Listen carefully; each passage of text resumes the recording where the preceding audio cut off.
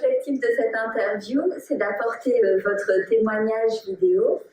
Vous avez contribué à cette formation pendant 2 ans, dans sa première version, en intervenant.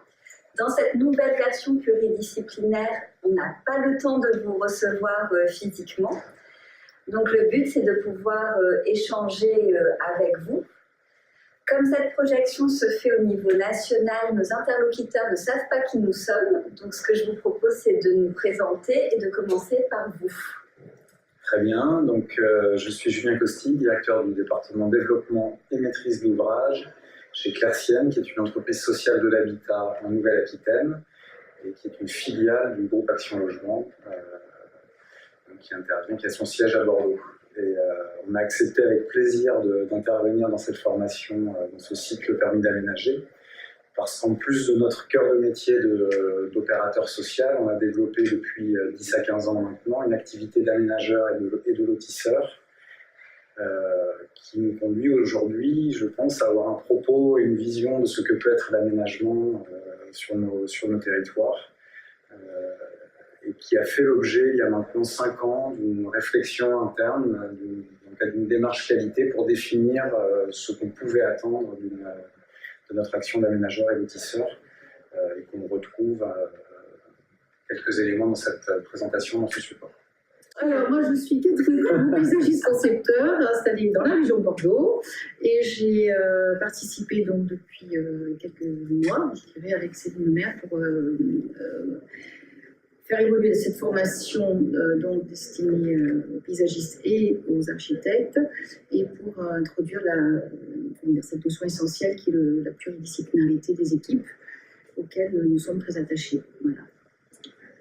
Donc moi, je suis Céline Lemaire, je suis co-conceptrice de ce format de formation. Je suis architecte et urbaniste et ai l'habitude de travailler en équipe pluridisciplinaire. On va pouvoir commencer l'interview. Une série de questions va porter sur les réalités du marché qui ont été évoquées au cours de quelques diapositives précédemment. Et on voudrait avoir votre avis sur les facteurs limitants qui bloquent la réalisation de logements sociaux dans certains secteurs. Et en parallèle, quels sont les facteurs limitants qui bloquent la réalisation de logements à destination d'investisseurs dans d'autres secteurs?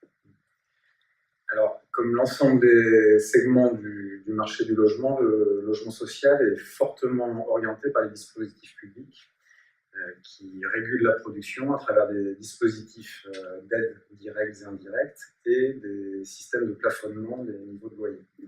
Donc, ça se traduit concrètement par l'existence de zonages sur le territoire national qui orientent la production neuve des opérateurs sociaux vers les territoires dans lesquels la demande est plus forte.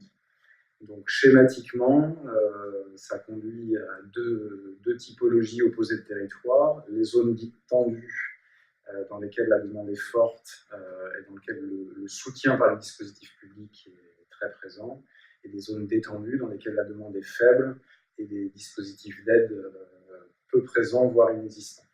Donc c'est très structurant dans l'action des opérateurs immobiliers. Il en va de même dans la production de logements privés à destination des investisseurs, puisque c'est une production qui est très portée en France par les dispositifs de défiscalisation, dont le principe est de permettre aux investisseurs privés de déduire une partie de l'investissement de leur impôt sur le revenu. Et là encore, on retrouve un système de zonage, et pour le coup, c'est assez brutal. Soit vous êtes dans une zone qui permet de défiscaliser la demande, l'offre plutôt est portée par ces dispositifs, soit vous sortez de ces zonages et la rentabilité de l'investissement privé pour le coup est extrêmement faible, donc le marché potentiel devient très faible, voire nul. Il arrive donc que vous soyez sollicité par des élus dans certains secteurs ou des équipes avec des terrains et que vous ne puissiez pas aller porter une opération? Complètement. Le travail du maître d'ouvrage, de l'opérateur immobilier dans ce cas-là, c'est d'abord d'analyser son marché, c'est de savoir où il se trouve, à quelle clientèle il va s'adresser, et dans les différents segments du marché immobilier logement, Clercienne intervient comme dans le champ du logement, de savoir à qui on s'adresse, c'est un propos qu'on retrouve dans le support. Est-ce qu'on s'adresse à un marché dans lequel le client direct est le particulier qui va y construire sa maison via l'intervention de constructeurs de maisons individuelles? Est-ce qu'on est sur un marché plutôt porté, structuré par des opérateurs immobiliers qui vont construire eux-mêmes les logements pour les vendre ensuite à des propriétaires occupants ou des locataires? Est-ce qu'on a une logique, un besoin sur du locatif social? Ça fait partie de la connaissance de contexte qui va permettre de construire une programmation. Et donc, parfois, il y a des communes qui ont une obligation de produire du logement social, mais dans des secteurs qui ne sont peut-être pas dans les bonnes zones pour vous. Est-ce que c'est fréquent? Ça arrive, c'est-à-dire que c'est la difficulté de construire un zonage depuis Paris, entre guillemets, sur la base de critères démographiques, économiques à grande échelle, et forcément on se retrouve avec des effets de ce zonage qui sont que les statistiques font rentrer un territoire dans telle ou telle case, mais la réalité de la demande locale est un peu différente. Donc ça arrive sur quelques territoires, effectivement, que l'État incite fortement à intervenir, mais que notre analyse d'opérateur est que la demande n'existe pas ou peu. Et le risque pour nous, qui portons un patrimoine ancien, construit pour gérer nous-mêmes, c'est dans ces cas-là de construire une offre neuve plus attractive, mais qui va être occupée par les locataires qui sont déjà dans le logement ancien. Donc là, c'est un risque lourd pour un bailleur social qui réfléchit à des fois d'intervenir sur ce type de contexte. Bien entendu. Et ces périmètres évoluent à quelle fréquence? Alors, le logement est une telle préoccupation pour les citoyens que le politique est régulièrement tenté d'intervenir par la voie législative et réglementaire. Donc c'est assez fréquent, c'est un marché qui est souvent regretté par les acteurs du logement, qui est assez instable de ce point de vue-là. Si on regarde juste à l'échelle des 2 quinquennats récents, le précédent et celui qui est en cours, on a eu 3 lois sur le logement assez structurantes.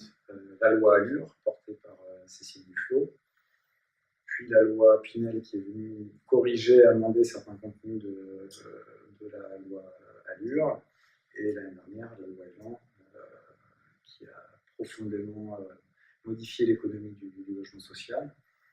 Donc, 3 lois en quelques années, et c'est sans compter les évolutions législatives annexes sur des questions de fiscalité, d'urbanisme, qui ont aussi des effets directs ou indirects sur le comportement des opérateurs. Vous pouvez nous donner des exemples de projets sur lesquels l'évolution de ces périmètres a changé la physionomie d'opération? Oui, bien sûr. J'ai 2 exemples en tête.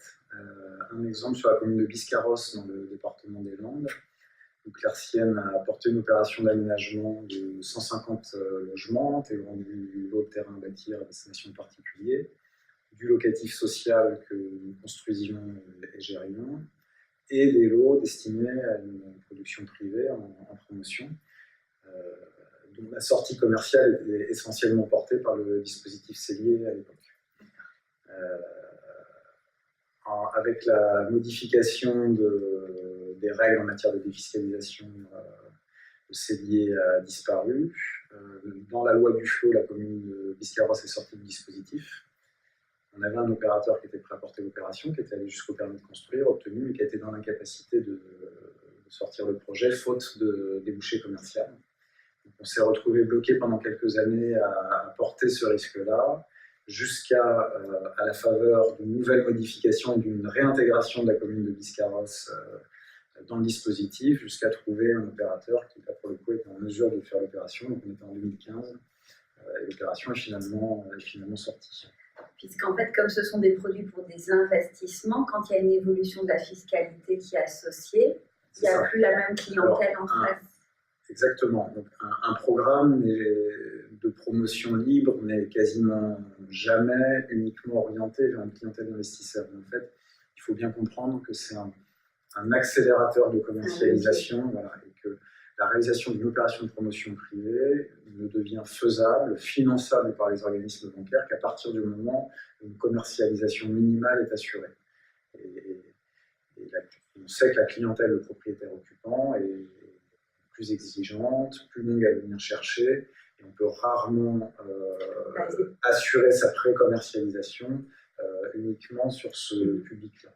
Donc, dans le système français, on peut le regretter, mais c'est une réalité, dans le système français, la défiscalisation à destination des investisseurs porte une grande partie de l'offre nouvelle. Sur Bordeaux Métropole, on peut citer les chiffres de l'Observatoire immobilier du Sud-Ouest, qui observe de façon très précise la production neuve. On est sur une offre neuve qui est, selon les années, entre aux 2 tiers aux 3 quarts le fait des investisseurs privés. D'accord, donc une proportion très importante. Et qui est le levier pour enclencher le reste. Exactement, tout à fait. D'accord. Je crois que je vais aborder le sujet du nerf de la guerre. Vous avez évoqué donc les réalités du marché dans lequel nous devons nous inscrire en tant que maître d'œuvre et concepteur et maître d'œuvre. Donc la réalité en fait auquel nous sommes confrontés, c'est celle de la rémunération que nous trouvons toujours juste, limitée, que ce soit les architectes ou les paysagistes. Et d'un autre côté, les maîtres d'ouvrage aussi, de leur côté, ont donc un souci au niveau du prix des études qui sont globalement perçus comme trop chers. Est-ce que vous pourriez nous en dire un peu plus comment vous analysez cette situation? Alors, je ne fais absolument pas partie de ceux qui considèrent que les études sont trop chères. Au contraire, je considère qu'un euro investi en études et un voire plus d'euros économisés en phase de réalisation et sur l'économie générale du projet.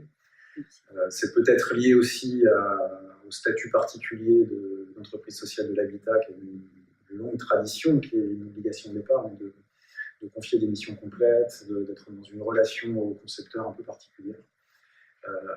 Cela étant dit, il faut aussi bien comprendre la façon dont fonctionne un marché immobilier. On a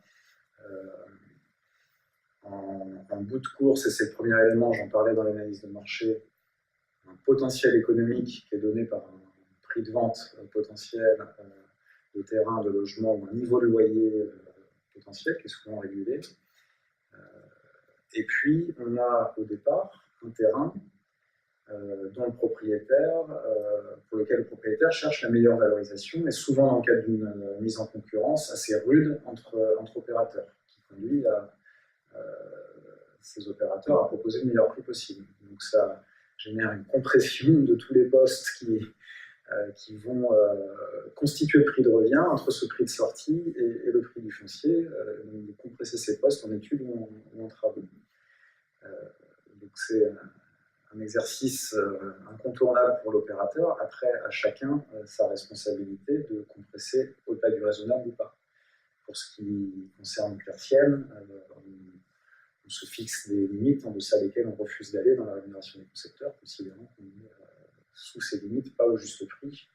Et on va mettre en difficulté un concepteur ou même l'opération dans son ensemble. Ce que vous nous dites donc, c'est que ce n'est pas seulement le concepteur qui est tenu dans son économie et qui est serré, c'est l'ensemble de la chaîne, parce qu'elle est comprise entre 2 points qui ne peuvent pas beaucoup bouger. Exactement. Et il faut bien comprendre qu'à de rares exceptions près, quand le prix du terrain est fixé par une collectivité, par exemple, c'est la loi de l'offre et de la demande.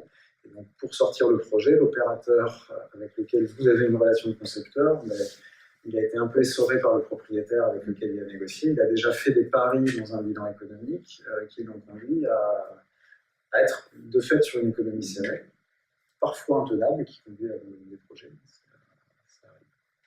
Vous avez eu ce genre d'expérience? Oui, régulièrement. Enfin, c'est le lot de tous les opérateurs. D'accord.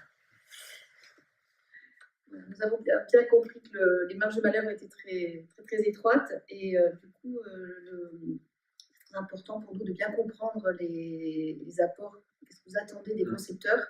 C'est l'objet bien sûr de cette formation, mais votre point de vue dans le cadre des différents types de permis d'aménager, que ce soit de la maison individuelle, des projets les plus diversifiés, voire les plus complexes, comment vous identifiez les différents apports? Qu'est-ce que vous attendez? Alors, l'intérêt du permis d'aménager, plus généralement du lotissement, c'est qu'il nous permet de faire tout ce que vous venez d'évoquer, depuis la couche la plus simple jusqu'à la plus compliquée.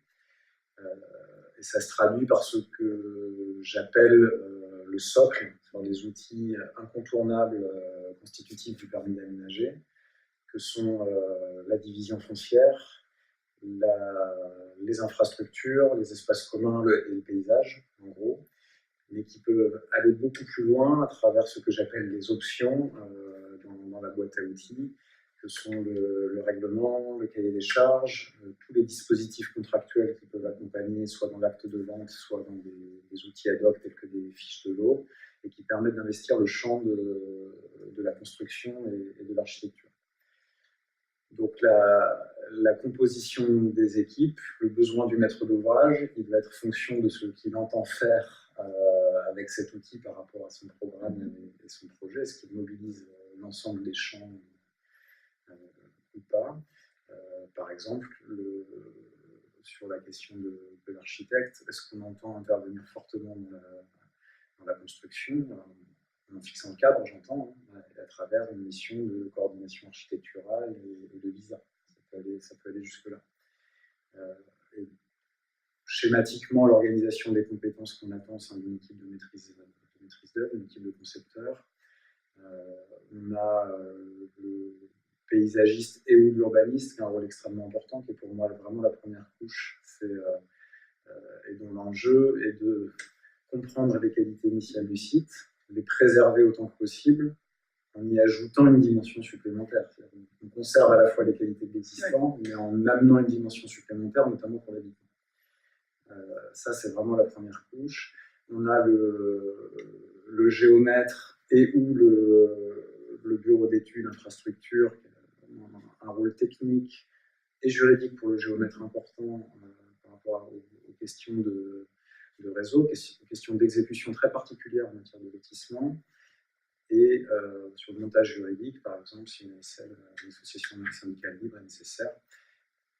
Et une compétence qui est de plus en plus souvent nécessaire, qui est la compétence écologique ou environnementale, que selon les cas, on associe ou pas à l'équipe de concepteurs.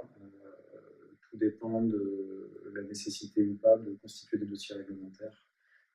On peut être amené à faire des choix différents. Et enfin, l'architecte, évidemment, le niveau de mobilisation, je le disais à l'instant, peut être assez différent en fonction des atouts du projet. D'accord. De fait, en fonction de la nature des projets, vous allez préférer que le concepteur soit mandataire, et quel concepteur mandataire en fonction de ces natures de projets. On entend à travers ce que vous dites qu'il y a une gradation en fonction du contexte, des attentes, de la densité. Est-ce que vous pouvez un peu nous préciser ça? Encore une fois, schématiquement, parce qu'on peut retrouver à peu près tous les types de configurations. Sur un lotissement de maisons individuelles, je vais plutôt préférer avoir le paysagiste en mandataire, en pilote du travail de conception, parce que l'enjeu pour moi d'intervention architecturale, sauf exception sur les maisons, pour le coup, est assez faible, surtout si on est sur des marchés un peu fragiles où le client final est peu susceptible d'accepter des contraintes trop fortes. Dans ce cas, le travail, ça va vraiment être une intégration urbaine et paysagère. Et comment le travail sur les espaces communs, le paysage et sur les limites séparatives permet quelque part de masquer dans un ensemble bien conçu des insuffisances ou une relative pauvreté de la conception architecturale qui est souvent faite des constructeurs et d'une logique de catalogue. Donc ça, on est vraiment sur l'approche de lotissement simple par rapport à la typologie. On a derrière nous un exemple tout à fait de lotissement qu'on vient d'achever récemment. Là, les photos sont prises au démarrage. On a fait le choix de réaliser nous-mêmes les clôtures et le pré-paysagement sur une profondeur de 2 mètres à l'intérieur des parcelles. On a géré en clair directement, en conception et réalisation, toute l'interface entre les lots privés et les espaces communs pour maîtriser l'image globale du quartier. Et on n'est pas du tout intervenu sur très peu vraiment avec des règles d'implantation très light sur les contraintes de construction. Et de fait, on observe que c'est essentiellement un lotissement de maisons de constructeurs où la qualité est amenée par le paysage. Exactement. D'accord, ça on voit bien. Et du coup, l'architecte, à quel moment pour vous c'est important qu'il passe un peu en tête? Dans la typologie qui est présentée dans le support de la formation, on retrouve une dimension intermédiaire de lotissement dans laquelle on n'a pas que l'intervention du particulier qui construit sa maison, mais aussi l'intervention d'un opérateur immobilier professionnel. C'est notamment le cas des lotissements dans lesquels on produit nous-mêmes une partie de la construction. Là, de fait, on fait intervenir un architecte, une équipe de maîtrise d'œuvre sur les objets qu'on construit. Donc, ce qu'on fait généralement, c'est qu'on confie à une même équipe de conception le lotissement, l'opération d'aménagement et l'opération ou les opérations de construction incluses dans cette opération de lotissement. Et là, en général, l'architecte prend le leadership. On lui confie dans une logique vraiment d'interface, de cohérence complète entre les programmes de construction et l'opération d'aménagement. Donc là, vous le faites dans une logique où vous êtes aussi aménageur et constructeur. Et donc l'architecte qui a en charge la maîtrise d'œuvre bâtiment pour la partie que vous faites vous-même, que vous réalisez, apporte son regard d'architecte sur l'ensemble de l'opération et aussi sur le règlement qui peut accompagner les maisons individuelles pour chercher une certaine homogénéité. C'est tout à fait ça. Ouais. Avec une intervention de cet architecte pour la partie maison individuelle, je le disais tout à l'heure, qui peut varier en fonction du niveau d'ambition qu'on se fixe et de la capacité du marché à intégrer la contrainte ou pas. Et dans ce genre de cadre, il y a un paysagiste aussi dans l'équipe généralement? C'est incontournable. En fait, je vais faire plaisir à la composante paysagiste, un peu moins à la composante architecte. Mais, dans le travail de réflexion sur la qualité de nos lotissements qu'on a conduit en 2013, sont sortis de ce travail un certain nombre d'invariants. Dans ces invariants, il y a le recours au paysagiste. Vous ne faites pas de peine avec cette question-là. Comme je le disais, son intervention me semble absolument incontournable dès le niveau de lotissement simple. Et plus on avance dans le niveau de complexité, et plus la prégnance de l'objet construit est forte, plus le recours à l'architecte est incontournable. Mais dans tous les cas, le paysagiste, pour moi, est incontournable. Pour vous, il appartient au socle. Exactement. Okay. Très bien. Ce qui nous intéresse aussi, c'est d'entendre la complémentarité entre professionnels. Et donc, dans les aménageurs qui portent des PA, il y a des aménageurs professionnels et des aménageurs non professionnels. Ce qui nous intéresse dans le cadre de la formation, c'est d'entendre les complémentarités pour aussi avoir bien en tête les limites normalement attendues à nos prestations de concepteurs, en tout cas dans le cadre où on travaille avec des aménageurs professionnels. En études préalables, par exemple, vous attendez des choses de notre part en matière de conception générale et de chiffrage, mais vous avez aussi vos propres outils. Est-ce que vous pouvez nous parler de vos propres outils en études préalables?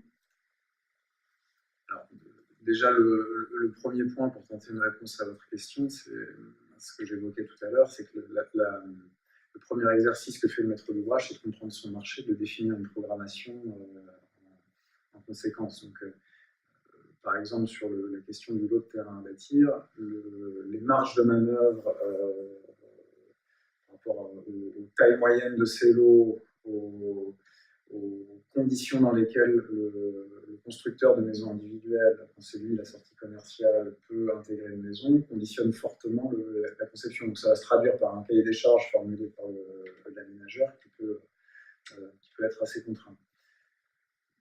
Deuxième élément de réponse, c'est que bien souvent, et mon confrère Jérôme Banderier le dit dans une autre vidéo, l'aménageur lui-même fait un travail de capacité pour avoir une approche de l'économie foncière notamment, et pour éclairer sa négociation avec un propriétaire. Donc ça aussi, ça donne des premiers éclairages et des premières idées. Et pour ce qui me concerne, je suis tout à fait prêt à bousculer dans un dialogue avec l'équipe de conception. C'est même ce que j'attends de l'équipe de conception, c'est qu'elle me bouscule en respectant l'économie, le pari économique sur lequel j'ai fondé ma négociation. Et puis, on a quand même, aussi un discours, un propos sur un certain nombre de points de qualité urbaine, paysagère, ou même sur le volet technique. On a fait le choix, par exemple, chez Claircienne, d'intégrer une compétence avec un ingénieur infrastructure dans l'équipe, qui n'est pas là pour concevoir à la place des concepteurs, mais pour, dans un dialogue, dans une argumentation, essayer d'obtenir le meilleur en discutant avec l'équipe des concepteurs. D'accord. Donc, par exemple, dans l'économie du projet, vous attendez de l'équipe de conception qu'elle soit en capacité de vous apporter un chiffrage travaux, mais le bilan d'opération, c'est vous. Comme on dit de tout temps et à jamais, le job du maître d'ouvrage, pas du concepteur. C'est toujours bon à redire, parce que comme sur le PA, parfois, il peut y avoir aussi des non-sachants qui s'inventent. On le voit d'ailleurs sur le marché. On a des particuliers qui font du PA pour valoriser 3 terrains. Ils peuvent attendre des concepteurs, des choses qui peuvent glisser. Je vois ce que vous voulez dire, effectivement, et on retrouve un certain nombre d'opérations, souvent de petites opérations, qui sont directement portées par les propriétaires de terrain, appuyées souvent par des géomètres, et qui ont un besoin plus large quasiment d'assistance à maîtrise d'ouvrage. Dans ce cas-là, on peut le retrouver. Ce n'est pas le cas des opérateurs professionnels qui se comportent comme des maîtres d'ouvrage classiques que vous pouvez rencontrer des projets urbains ou des opérations de construction. Donc là, le rôle du maître d'œuvre est extrêmement clair. On a d'ailleurs, et c'est un des exemples qui est pris dans le support de formation, racheté nous-mêmes un permis d'aménager à un propriétaire privé qui avait directement développé l'opération avec l'aide d'un géomètre, et on peut aussi sentir dans les choix de conception qui ont été faits la différence avec un aménageur professionnel. Je pense que ça sautera aux yeux des stagiaires. Vous le repérez dans le diaporama.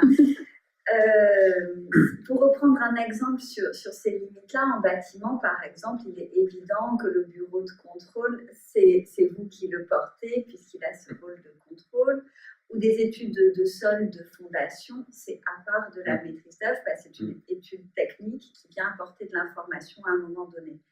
En PA, l'équivalent un peu, c'est l'étude environnementale, qui parfois vient annoncer de mauvaises nouvelles ou apporter un certain regard.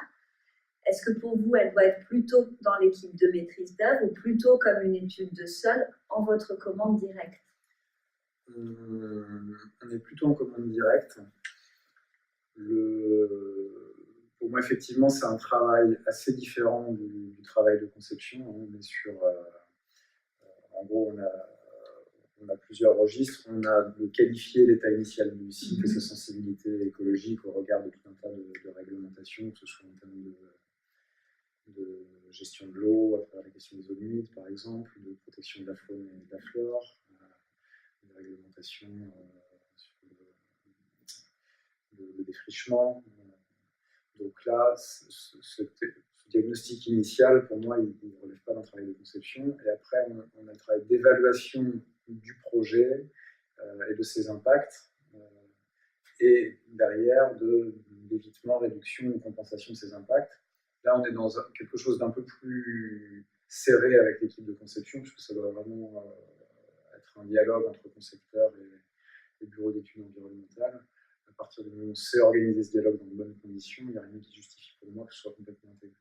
C'est un peu différent quand on n'a pas, à mon sens, d'obligation réglementaire particulière, mais qu'on fait de la dimension environnementale dans la conception une dimension forte du projet. Par exemple, en matière de construction, si j'ai dans mon programme un objectif fort, comme c'est le cas en ce moment, on se teste sur l'expérimentation plus moins en anticipation des évolutions réglementaires, je vais faire appel à un bureau d'études spécifique, compétent en matière de construction durable, parce qu'il alimente le travail de conception. On pourrait imaginer la même chose en écologue, parce que c'est un attendu du programme, pas parce qu'on a géré une contrainte réglementaire. Tout à fait, ça se comprend très bien. En chantier, vous êtes donc quand même un aménageur un petit peu particulier puisque vous restez au-delà des phases de construction. Oui. Néanmoins, parfois, vous restituez aussi de la voirie publique. Donc, cette hiérarchie entre voirie qui a vocation à devenir un espace public Et cette voirie en gestion commune, j'imagine que votre regard sur l'écart entre les deux en face chantier, j'ai d'ailleurs entendu que vous aviez recruté quelqu'un pour porter cette compétence technique, c'est quelque chose qui compte pour vous dans la conception du projet. Et comme la durée dans le temps, je crois, les temps de chantier associés à la maîtrise d'œuvre de VRD. Alors vous avez raison de le souligner. Un des enjeux, c'est de savoir très tôt dans la conception qui va être le gestionnaire à terme des espaces communs. Est-ce que c'est une ASL typiquement ou est-ce que c'est une collectivité? Quand c'est une collectivité, on a un cahier des charges à respecter. Et ce n'est pas au moment de la réception finale des travaux qu'il faut se poser la question de la conformité de ces ouvrages avec le cahier des charges et des attentes non écrites d'ailleurs, parce qu'il y en a souvent un certain nombre, c'est dès le départ. Donc ça suppose une association étroite, une implication étroite du futur gestionnaire dans le travail de conception avec des jalons, et on y veille vraiment autant sur une petite voirie de lotissement sur une commune de zone périurbaine rurale que sur une grande opération d'aménagement sur la métropole de Bordeaux pour ce qui concerne Persienne. Et donc on a un process très cadré là-dessus parce que c'est un élément de risque important.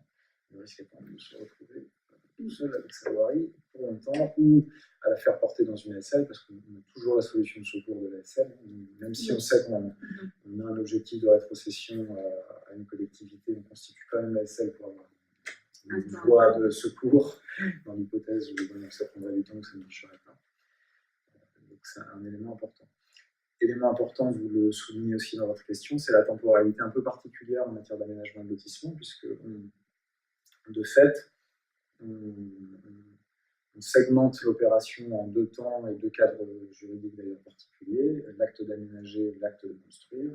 Ça se traduit par des autorisations administratives particulières, mais aussi par une organisation de chantier particulière, avec grossièrement sur une opération classique, un premier temps de terrassement et de viabilisation, qui est le fait de l'aménageur lotisseur, un second temps d'intervention des opérations de construction, qui sont le fait d'une multitude de maîtres d'ouvrage. Donc on a des enjeux de coactivité, de coordination de tout ça qui pèsent sur la maîtrise d'ouvrage et sur la maîtrise d'œuvre.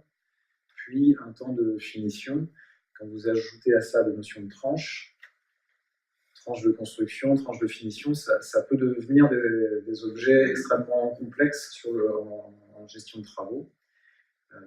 Et donc là, c'est aussi une attente forte de la maîtrise d'œuvre. Et d'ailleurs, la question de comment, au même titre qu'une opération de construction, ça n'est pas très différent, même si les questions, l'objet est lui un peu différent. La démarche de conception doit dès le début intégrer ces enjeux-là pour ne pas générer des complexités ingérables. Je vais montrer la photo derrière vous parce qu'on voit bien comment vous avez protégé les ouvrages. Ça fait partie de l'apprentissage d'un aménageur. Après avoir suivi de nombreux déboires, on s'organise. Et un des éléments d'organisation, c'est aussi en interne, j'évoquais l'ingénieur infrastructure, c'est d'avoir une ressource interne qui est exclusivement dédiée sur les grandes opérations. Je parle là des opérations urbaines, Persienne a réalisé par exemple un écoquartier sur Bordeaux Métropole de plus de 1 millier de logements, plus activités, bureaux, commerce, services, avec une quinzaine de maîtres d'ouvrage publics et privés qui sont intervenus sur l'opération. On a une personne dont le travail était de coordonner, de surveiller les questions de dégradation, de respect des cahiers des charges chantiers propres, d'appliquer des pénalités de cas échéants, de gérer les interfaces avec les concessionnaires pour s'assurer que les services publics fonctionnent, le ramassage des ordures, etc. Donc, cette complexité-là particulière des opérations d'aménagement de bâtiment appelle des ressources particulières, y compris dans les équipes de conception. Là, avec l'échange qu'on a eu, on a vraiment l'impression qu'on a les mêmes objectifs. Et pourtant, parfois, on retrouve dans les opérations même récentes des formes urbaines qu'on croit d'un autre temps. On voit quand même de temps en temps une voie sans issue, une raquette de retournement ou des choses qui paraissent très enclos sur elles-mêmes. Comment... Pourquoi? Comment on en arrive? Alors, cette question est très pertinente. Et d'ailleurs, c'est un moment assez sympa dans la formation, les formations qu'on a pu conduire ensemble quand on se tourne vers les stagiaires. On a du mal à comprendre comment on en arrive là dans certaines opérations. Alors, je parlais des invariants issus de la démarche qualité de quartier en matière de lotissement. Un des invariants, c'est qu'on maille systématiquement.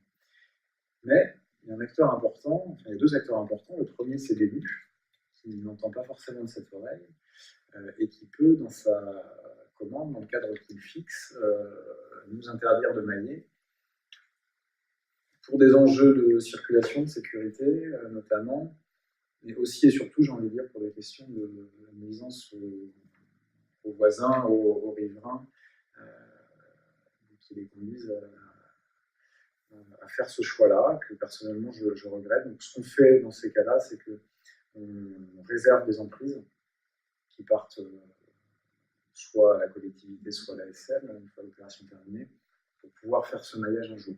Ce qui serait vraiment regrettable, c'est d'insulter l'avenir en positionnant à l'endroit où la connexion est possible, une maison, et là, la mutabilité, elle est extrêmement faible.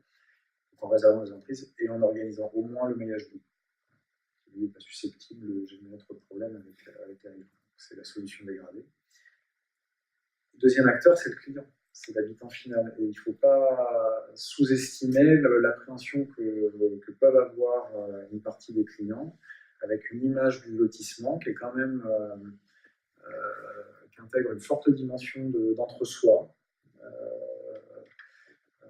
Cette image qu'on est juste entre riverains du lotissement, pas embêtés par la circulation extérieure, les gamins peuvent jouer sur les voiries du lotissement sans qu'il y ait de risque particulier.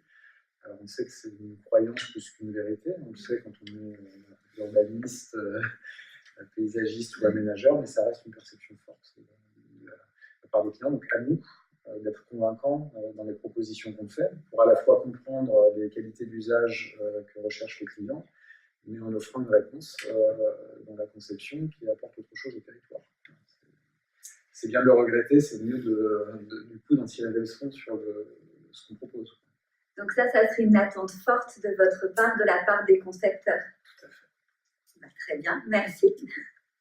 Merci.